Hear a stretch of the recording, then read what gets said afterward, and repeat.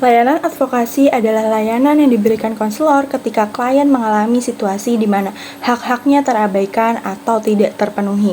Fokusnya adalah membantu, melindungi, dan membela klien dari perlakuan yang tidak adil atau diskriminatif.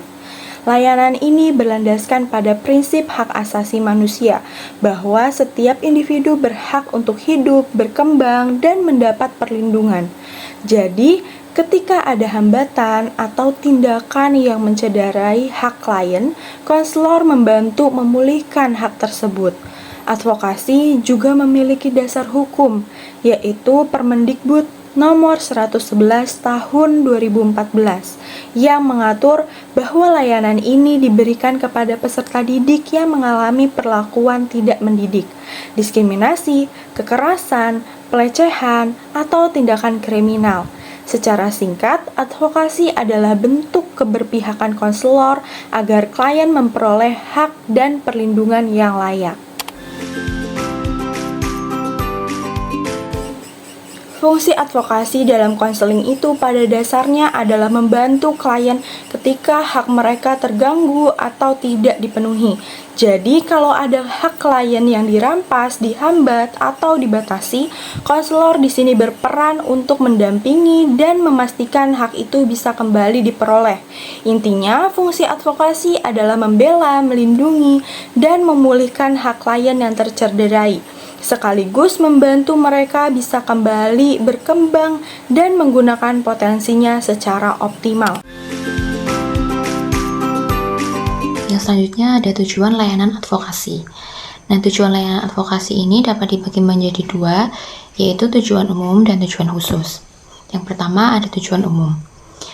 Layanan advokasi dalam konseling bertujuan membantu klien keluar dari situasi yang menekan atau merugikan, terutama ketika hak-hak dari klien ini terabaikan.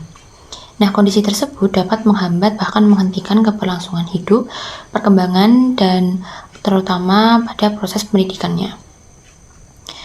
Nah, menurut Prayitno, melalui advokasi yang efektif, klien dapat kembali memperoleh hak-haknya, sehingga ia mampu melanjutkan proses pengembangan diri, baik dalam aspek pribadi, sosial, belajar, karir, keluarga, keagamaan, maupun kemasyarakatan secara lebih positif. Yang kedua ada tujuan khusus.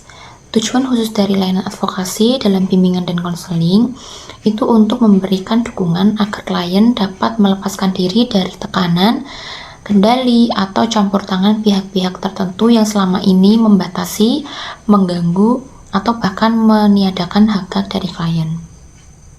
Melalui proses advokasi ini, konselor berupaya memastikan bahwa klien dapat kembali memperoleh ruang dan kesempatan untuk menggunakan hak-haknya secara wajar.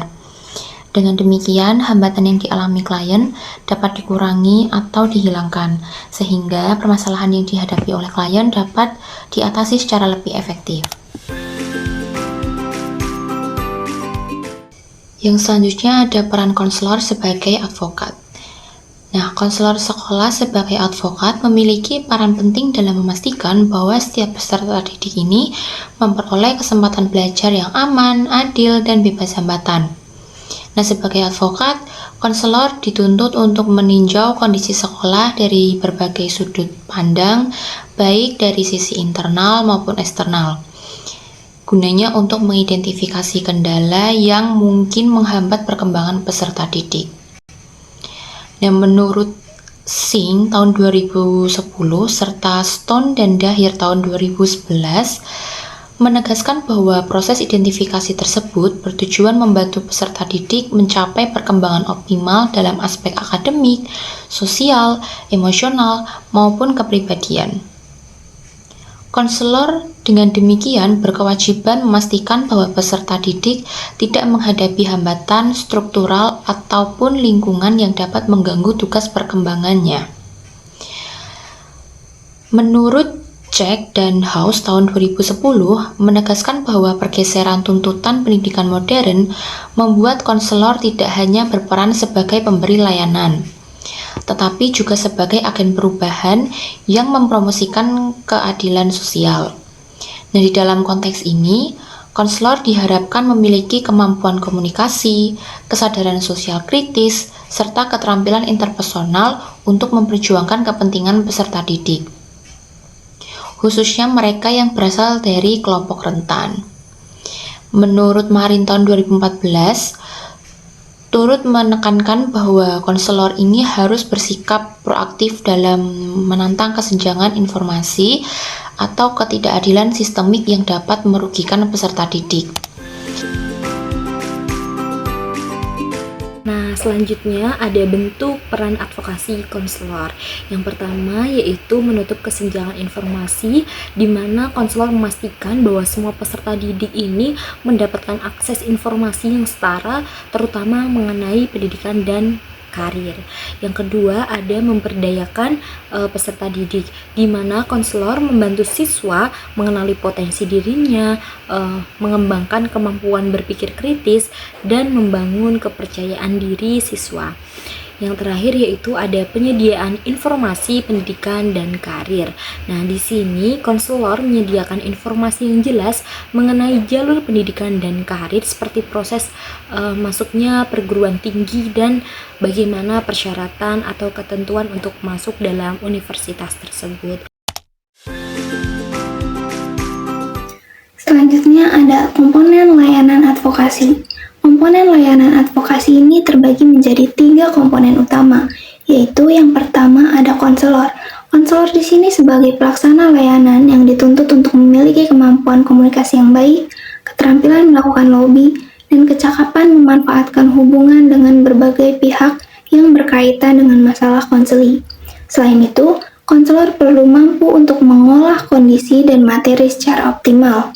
Yang kedua, ada korban pelanggaran hak atau konseli. Konseli ini sebagai individu yang hak-haknya dilanggar. Konseli merupakan fokus utama dalam layanan advokasi. Upaya yang dilakukan adalah untuk memastikan bahwa kondisi atau keputusan yang merugikan tidak kembali terjadi pada dirinya. Hak-hak konseli ini yang sebelumnya terabaikan harus dikembalikan, dipenuhi kembali, dan dijelaskan secara terang. Yang ketiga, ada pihak-pihak terkait. Nah, pihak-pihak yang terkait ini yang memiliki wewenang atau pengaruh terhadap terpenuhinya hak konseli. Pengaruh pihak terkait dapat beragam, mulai dari yang berdampak ringan, cukup kuat, sehingga bersifat final dalam penentuan keputusan. Dalam pelaksanaan layanan advokasi, berfokus pada klien yang mengalami perlakuan negatif dan dari pihak tertentu sehingga dirugikan. Materi yang diberikan ini sesuai dengan hak-hak klien yang dilanggar. Misalnya, materi yang berkaitan dengan guru BK terkait sikap atau pelabelan negatif kepada siswa, materi terkait guru mata pelajaran mengenai tugas yang dinilai terlalu berat, atau materi terkait orang tua yang merasa terbebani akibat keputusan pihak sekolah. Melalui layanan advokasi ini, konselor atau guru BK berperan untuk mengolah materi dan langkah-langkah yang tepat untuk membantu dalam menyelesaikan masalah konseli secara efektif. Selanjutnya ada asas yang digunakan dalam layanan advokasi. Itu ada 4. Yang pertama ada asas kesukarelaan. Asas kesukarelaan ini merujuk pada ketersediaan konseli maupun pihak terkait untuk secara sukarela terlibat dalam proses advokasi. Asas ini diperlukan dalam penggalian informasi serta membangun kesiapan untuk mengubah atau memperbaiki pandangan dan sikap berdasarkan nilai-nilai yang rasional, bermoral, dan progresif. Yang kedua ada asas keterbukaan. Asas keterbukaan ini menekankan pada pentingnya kejujuran, komunikasi yang jelas, serta kesiapan konseli dan pihak lain untuk membahas permasalahan secara transparan. Keterbukaan ini sangat membantu dalam menemukan inti persoalan dan merumuskan solusi yang sesuai. Selanjutnya yang ketiga itu ada asas kegiatan. Pada asas kegiatan ini, konseli sebagai pihak yang menjadi korban tidak banyak dituntut untuk melakukan tindakan langsung. Hal ini karena konseli umumnya berada pada posisi yang kurang berdaya dan hanya dapat menunggu hasil dari proses advokasi yang akan dilakukan oleh konselor. Dan yang terakhir, yang keempat itu ada asas kerahasiaan. Asas kerahasiaan ini diterapkan untuk menjaga informasi pribadi dan permasalahan konseli agar tidak tersebar kepada pihak-pihak yang tidak berkepentingan. Namun, dalam layanan advokasi, asas ini tidak selalu ditonjolkan secara berlebihan karena dapat menimbulkan dampak negatif seperti menghambat penyelesaian masalah atau menghalangi koordinasi dengan pihak terkait. Selanjutnya yaitu ada operasional layanan advokasi.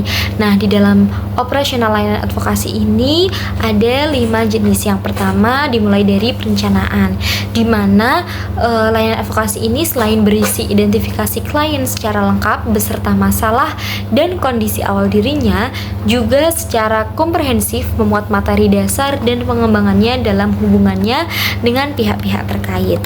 Lalu yang kedua ada pengorganisasian unsur-unsur dan sarana layanan.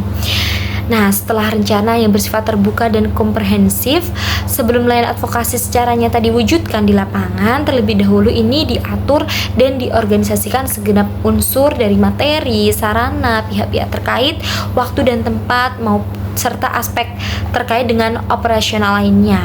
Lalu yang ketiga ada pelaksanaan layanan, di mana rencana dan sarana awal yang telah disiapkan dimanfaatkan sebesar-besarnya untuk kelancaran dan keberhasilan layanan. Yang keempat ada penilaian, di mana penilaian terhadap hasil dan proses layanan ini dilakukan sesuai dengan tahap-tahap pelaksanaan. Nah, penilaian ini bersifat progresif, tahap demi tahap dengan penilaian akhir. Nah, yang terakhir, yang nomor 5 yaitu tindak lanjut, di mana tindak lanjut ini disertai dengan laporan dilakukan sesuai dengan hasil penilaian secara progresif pada setiap tahap layanan yang dilakukan.